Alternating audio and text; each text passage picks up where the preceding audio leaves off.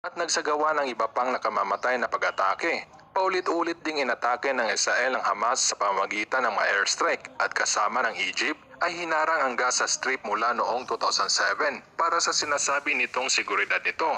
Ang Hamas sa kabuuan o sa ilang mga kaso ang pakpak ng militar nito ay itinalaga bilang teroristang grupo ng Israel, Estados Unidos, European Union, UK at pati na rin ang iba pang mga makapangyarihang bansa. Ang Hamas ay sinusuportahan ng Iran na siyang nagpupondo dito at nagbibigay ng mga armas at pagsasanay. Ano naman ang Gaza Strip? Ang Gaza Strip ay isang 41 kilometro ang haba at 10 kilometro ang lapad na teritoryo sa pagitan ng Israel, Egypt at ng dagat ng Mediterranean. Ito ay tahanan ng humigit kumulang 2.3 milyong tao at isa sa may pinakamataas sa populasyon sa mundo. Ano naman ang buhay sa Gaza Strip?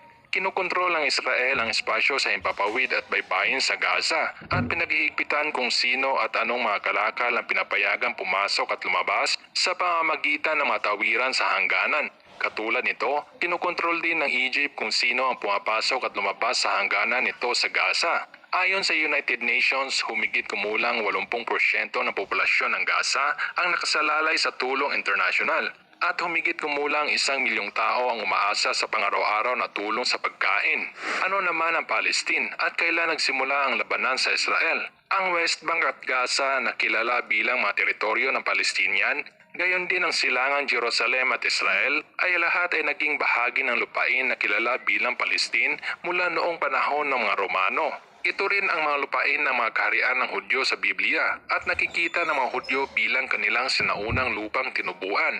Ang Israel ay idineklara na isang estado noong 1948 kahit na ang lupain ay tinutukoy pa rin bilang Palestine ng mga hindi kumikilala sa karapatan ng Israel na umiiral. Ginagamit din ng mga Palestinian ang pangalang Palestine bilang isang payong na termino para sa West Bank, Gaza at East Jerusalem. Pero bakit ngayon umaatake ang Hamas? Bagamat ang pag-atake ng mga militante noong October 7 ay dumating ng walang babala, nangyari ito sa panahon ng tumataas sa tensyon ng Israeli at Palestinian.